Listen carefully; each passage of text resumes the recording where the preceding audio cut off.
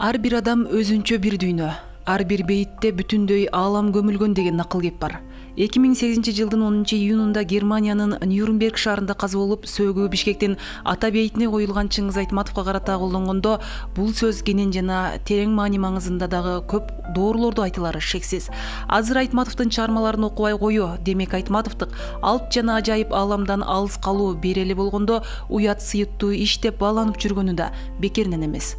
Эми Айтматов жөнүндө өтө көп эмгектер жазылып атат, өтө көп ойлор айтылып атат. Мына көз өткөнүнө карабай эле баягы көзү бардай эле ал жөнүндө сөздөр түгөнбөйт. Эми бул туура эле көрүнүш. Анткени да кыргыз эли дүйнөгө ошол эки нерсе берди, Манас менен Айтматов берди. Манас белгилечем да аны тарыхый чыгарма деп, көркөм образ деп, анын али жиликтелип тактала элек да. Бирок менин оюмча Манас эле көркөм образ катары жашап калса, муну көп окумуштар белгилешкен ошол энциклопедия. Мына жомогу да бар, реалдуу турмуш да бар, каада салт бар, тегилер да бар. Ошондуктан бул эл көрүү чыгармачылыкта өз ордун алды.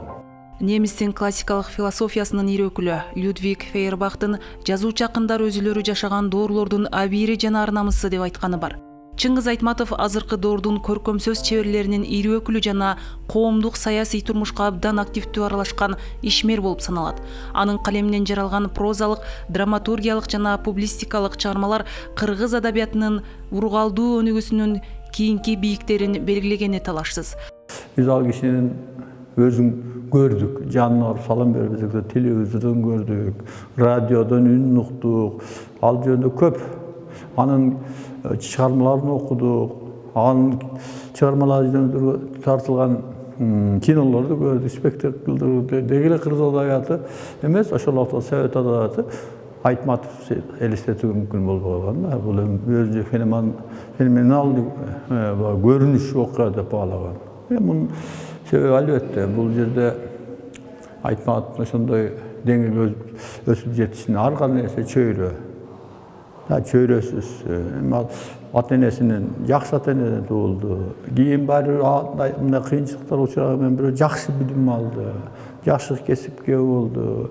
Анан алгач чыгармачылыгынан баштап эле көрүнүктүү залкар жазуучулардын назарын илинип, алар мисалы Мухтар Ауезов деген, Луи Арагон дегендер анын атагын дүйнөгө таанытты да.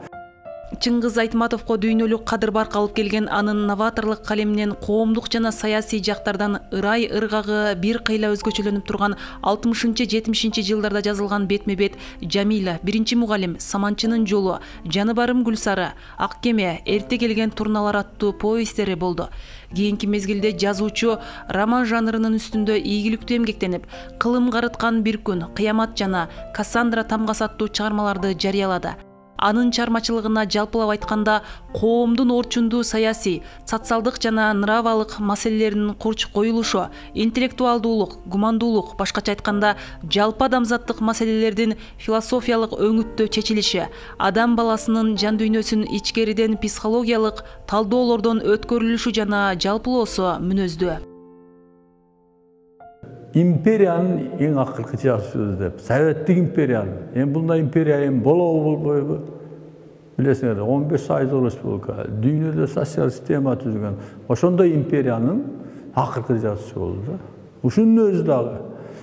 Ошол эми мына кылымдар өтөт, алмашат, бирок баары бир ушул совет доору жөнүндө 20-кылым, 21-кылымдын башталышы жөнүндө сөз кылганда Айтматов Нобель сыйлыгы болсо, ал үчүн ал ачыктан ачык советтик системасын сындаш керек болчу. Сал Жанисин оңду, жана башка Бродский оңду, ушундай. Бирок ал андай кескин сынга барган жок. Ал туура образ айрым каармандар аркылуу биздин турмуштун күнгөй тескейин чагылдырды. Тоолуу айыл шекерде туулуп, торолуу өскөн Чыңгыз Айтматов өзүнүн таланты менен бүткүл дүйнөнү багынтты. Бүгүн ал дүйнөлүк адабияттын эң эле көп окулган жана сүйүктүү прозачыларынын эң биринчи сабында турат.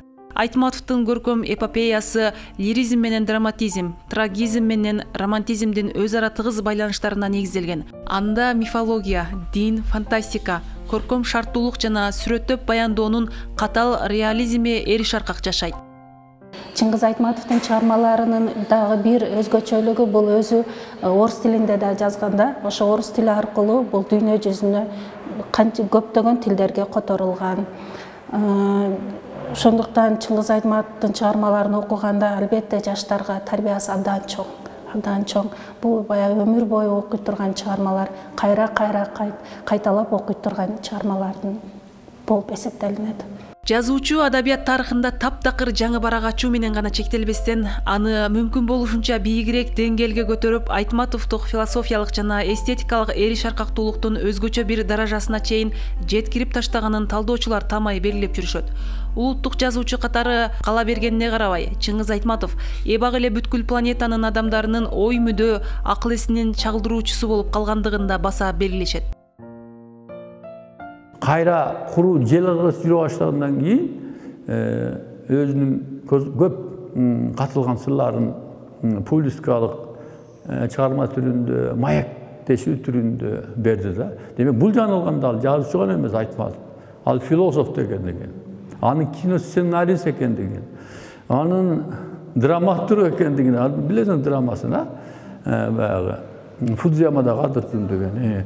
Демек ушул ал аңгемечи, мыкты повестчи, мыкты романчы.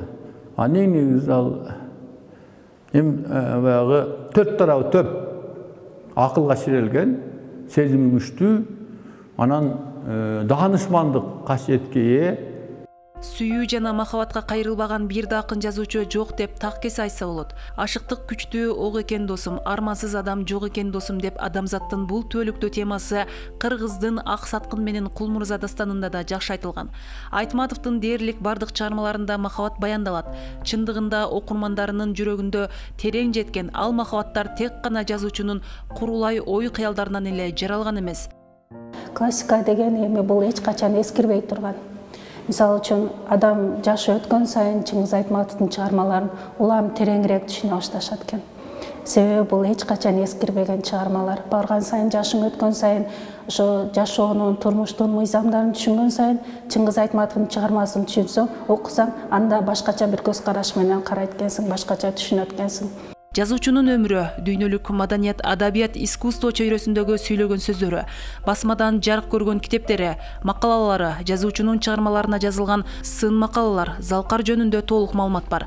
Айрыкча Чыңгыз Айтматов жөнүндө чет элдик жазуучулардын, сынчылардын, изилдөөчүлөрдүн пикирлери, чыгармаларынын кинодо, сүрөттө, музыкада, театрда чагылдырылышы, замандаштарынын эскерүүлөрү, ага арналган ырлар азыркы китепте таңсык болуп турган жаштарга, студенттерге, мектеп окуучуларына, рухка, адабият менен искусствого кызыккандарга өтө пайдалуу маалымат. Чыңгыз Айтматов бул бир эле жазуучу эмес, эми жазуучулардын бардыгы эле ошондой философ, психолог, элди менталитетин абдан жакшы билген, көрөгөч, даанышман дагы болуп эсептелет да. Ошолордун бардыгы бунун чыгармасында камтылган.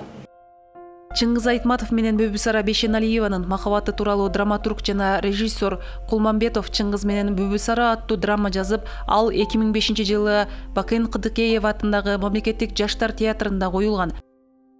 Бейшеналиева жөнүндө, Таттуу жөнүндө, акыркы жары Уркуя жөнүндө айтат да. Булар дейт менин элге таанымал, эл билген жаркын аялдар. А бирок менин өмүрүмдө, мисалы, ошол жер аят да, менин өмүрүмдө жарык чачкан. Эл билбеген, бирок мага менин талантымды ойготуп, эргиткен, чыгармачыл дем берген аял заты көп болду. Мен аял затына таазим болом дейт. Демек, бул өңүттө алганда Айтматовдун аял затына көз карашы бул жар катары дагы, эне катары дагы, турмуштун бир тутказы катары дагы караганда, ошол Толгоңойду карап көргүлө, карагыла. Ошол эле Саманчынын жолунда Алиманын тагдырын карап көргүлө. Демек ал адамдарды ар кандай кырдаалда, аялы боло берек, ар кандай кырдаалда, ар кандай кырдаалга окуялар катыштырат да. Чыңгыз Айтматовдун чыгармачылыгы улуттук адабият үчүн эле эмес, улуттук искусствонун башка түрлөрүнүн өнүгүүсүнө да өзүнүн зор таасирин тийгизди.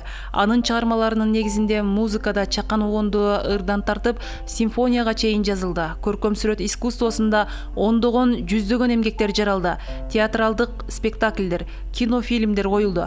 Чыңгыз Айтматов бүгүнкү күндө чыгармалары көп басылган классиктердин бири.